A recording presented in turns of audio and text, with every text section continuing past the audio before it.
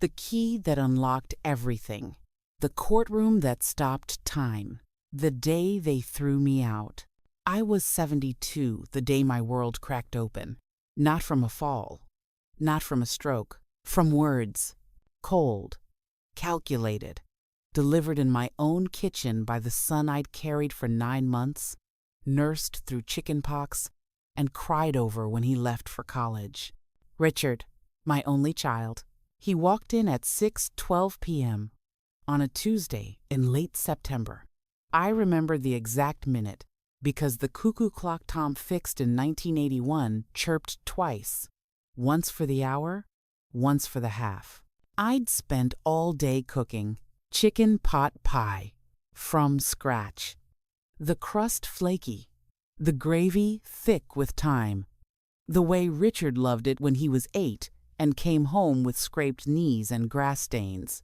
I'd set the table with the good china, the blue willow pattern we got as a wedding gift in 1976. I even ironed the napkins, white linen, starched. I wore my Sunday dress, the navy one with the pearl buttons, the one Tom said made my eyes look like the ocean. I was ready. They weren't. Richard didn't knock. He never did anymore. Just pushed the door open with his shoulder, phone in one hand, keys in the other. Lisa followed, blonde, perfect, always scrolling. No hello. No hug. No thanks, Mom.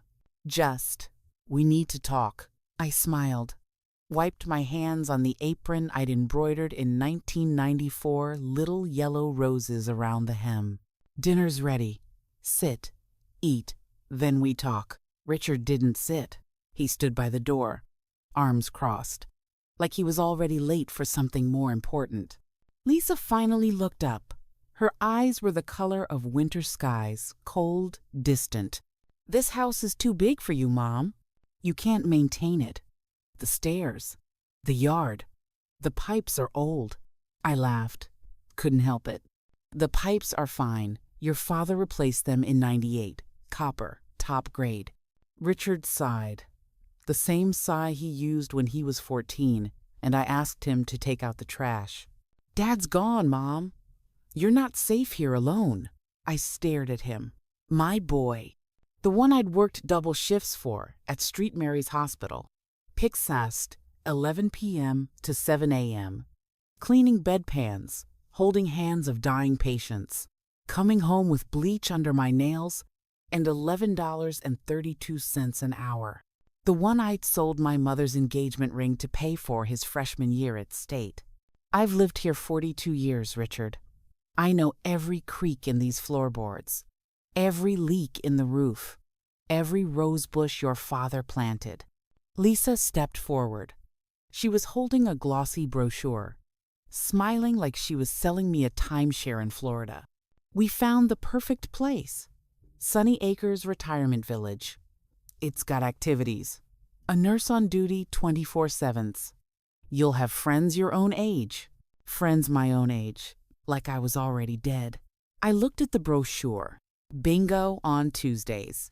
Water aerobics at 10 a.m. Shuttle to Walmart every Thursday. I don't want to play bingo, Lisa.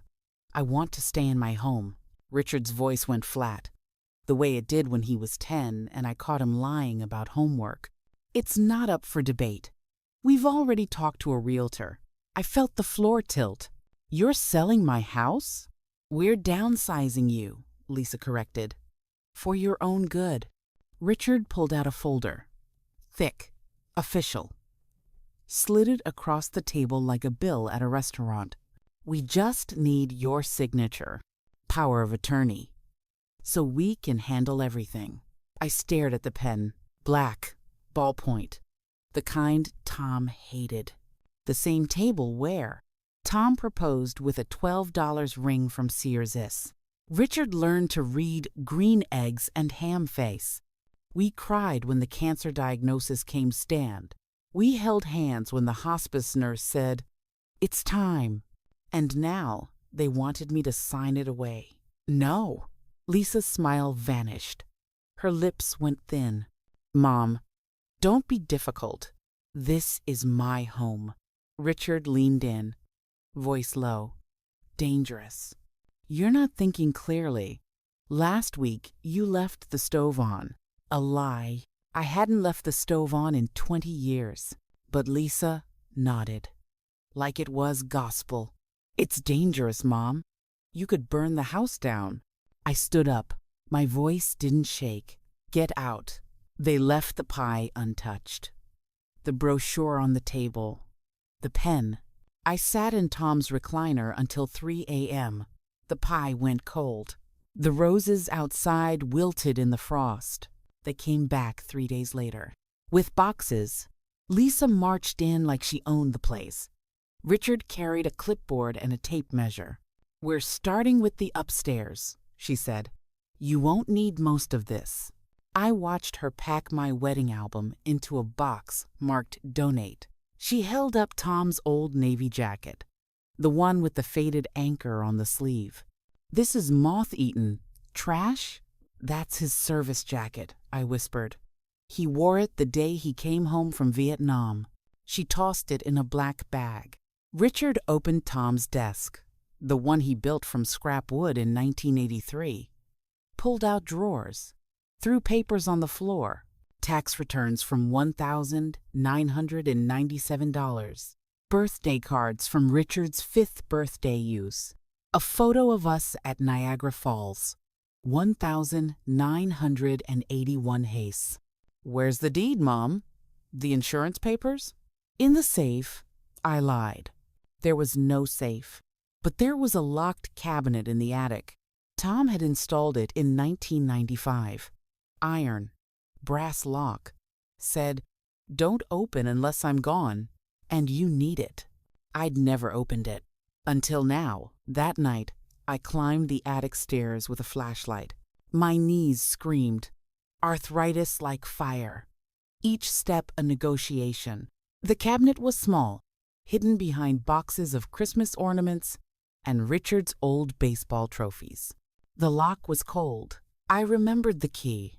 Tom used to keep it on a chain around his neck. Said it was for something important.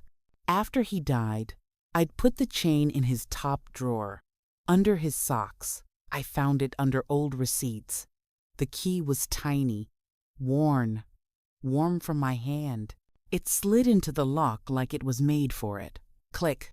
Inside, a leather folder. A sealed envelope with my name in Tom's handwriting. A smaller box tan. A single brass key on a red ribbon 6. I opened the envelope first. Tom's handwriting. Shaky at the end, cancer had stolen his strength. My dearest Sarah, if you're reading this, I'm gone.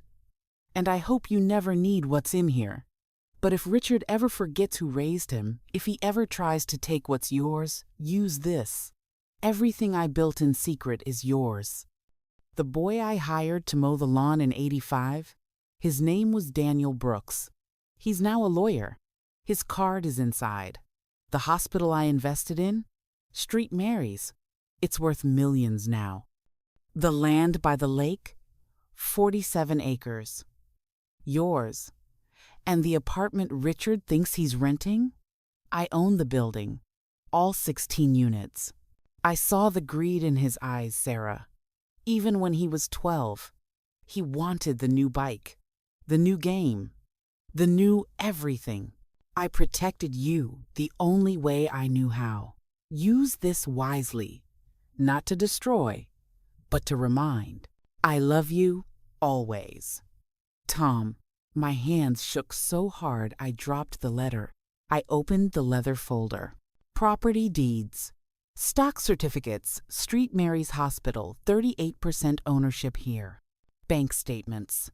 $14.7 million. A post-it from Daniel Brooks. Call me the moment you read this. D.B. I opened the smaller box. Inside, my mother's locket. The one I thought I'd lost in 1992. Tom had kept it safe. Monday morning.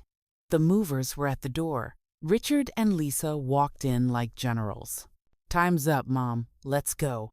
I was sitting in Tom's recliner, sipping tea from the chipped mug he used every morning. Calm. I'm not leaving. Lisa laughed. Sharp. Cruel. You don't have a choice. I placed the leather folder on the coffee table. Actually, you don't. Richard opened it. His face went white, then red. This is fake. Call the bank, I said. Ask for account 004, 7 to 8,921. They'll confirm. Lisa snatched a deed. Her manicure scratched the paper. This says you own our apartment building? 16 units, all paid off. Rent deposited monthly into my account for 2 years. Richard's voice cracked. You've been lying to us? No, darling. You've been stealing from me. I pulled out bank statements, highlighted withdrawals, signed by Richard. $1,200. Groceries. $800. Home repairs. $2,100. Medical bills. Funny, I said. I haven't seen a grocery bag in your hand in 5 years. Lisa stepped back. We were helping you manage. You were robbing me blind. The movers shifted awkwardly. Ma'am, are we unloading or? You're leaving, I said. Nothing is being moved today. Richard lunged for the folder. I pulled it back. Touch it, and I call the police. Lisa's eyes filled with tears.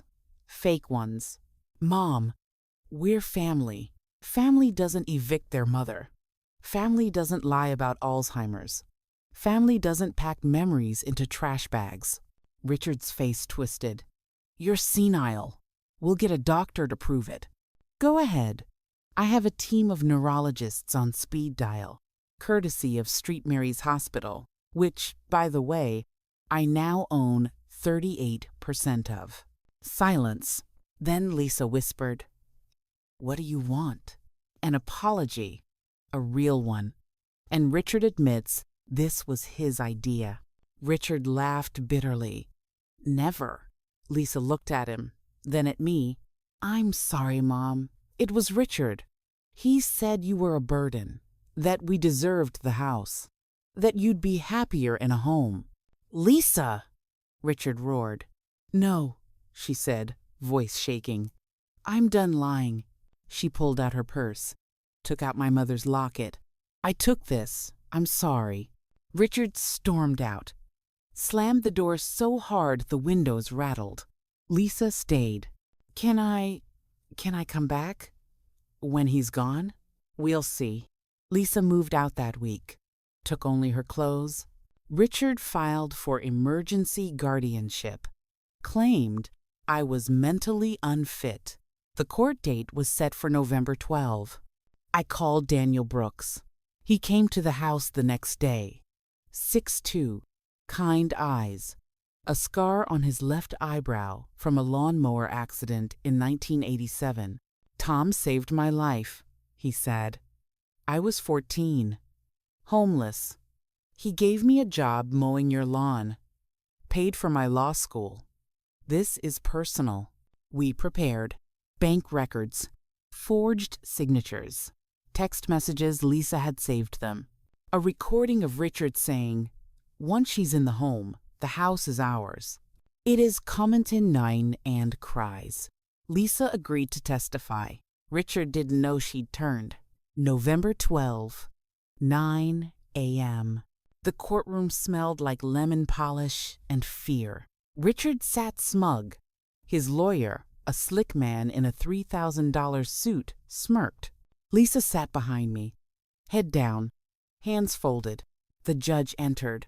Honorable James Carter, 68. Gray hair, stern. Then he looked at the plaintiff's table. At me, his pen stopped. Sarah? Miller? I stood. Yes, Your Honor. He took off his glasses. Street Marys, 1,984. You were the charge nurse in pediatrics. The room went still. You saved my son, he whispered. He had meningitis. You stayed with him all night, held his hand when I couldn't. Richard's lawyer stood. Objection. Conflict of interest. Overruled, Judge Carter said. This court recognizes kindness. Proceed. Daniel laid out the evidence. The hidden fortune more. The stolen pension. The eviction threats. The fake Alzheimer's claims. Lisa took the stand. I was wrong, she said, crying real tears now. Richard manipulated me. He said Sarah was dangerous, that she'd hurt herself. But it was about the house, always the house. Richard screamed, "She's lying!" The judge banged the gavel. Mr. Williams, one more outburst and you're in contempt. The verdict was swift. Guardianship denied hard. Richard ordered to repay $28,800 in stolen pension. Restraining order. 500 feet from me and the house close. Sunny Acres? I now owned it. Tom had bought it as an investment. Richard was removed in handcuffs for contempt. Lisa stayed. Lisa moved into the guest room. She got a job at the hospital. As a billing clerk, every night, she helped me cook, set the table with the good china. One night she asked, "Do you forgive me?" I looked at her, really looked. I'm trying. Forgiveness isn't a switch. It's a garden. You water it every day. She nodded, started watering. I sold the lake property. Used the money to start Haven and Heart, a refuge for elderly women facing family abuse. Our first resident, Mrs. Delgado, 78. Her son tried to put her in a home to sell her farm. We won. She kept her land. Moved into Haven and Heart instead. Now we have 3 houses, 50 women, counselors, lawyers, gardens. Every Sunday, we eat together, tell stories, laugh. Lisa volunteers, teaches budgeting classes. Richard? Last I heard, he was living in a studio apartment, working nights at a gas station. He sends letters. I don't open them. I'm 82 now. This morning, a little girl with Lisa's eyes and Tom's smile ran into the kitchen. "Grandma Sarah, look, I drew you a flower." It was a yellow rose, like the ones Tom planted. Lisa smiled from the doorway. She insisted. I lifted the girl, my granddaughter, Hope, into my arms. "It's perfect, sweetheart." Later, Judge Carter came to visit. Retired now. Brought his wife. "We're dedicating the new wing at the hospital," he said. "In your name." "And Tom's." I cried. That night, I sat in Tom's recliner, held the key on the red ribbon. "You were right," I whispered to the empty room. "Kindness comes back. Always." Outside, the roses bloomed. The house was full of laughter, and for the first time in years, I slept without fear. A year later, a letter arrived. No return address. Inside, a single yellow petal, and a note in Richard's handwriting. "Mom, I was wrong. I see it now. I don't expect forgiveness. I just wanted you to know I'm trying to be better. The gas station job is honest. I saved $47. I enclosed it. For the roses. R. I held the petal. The $47. I didn't write back, but I planted a new rose bush. Yellow, in the spot where Tom's old one had died. Some things take time to bloom, but they do bloom.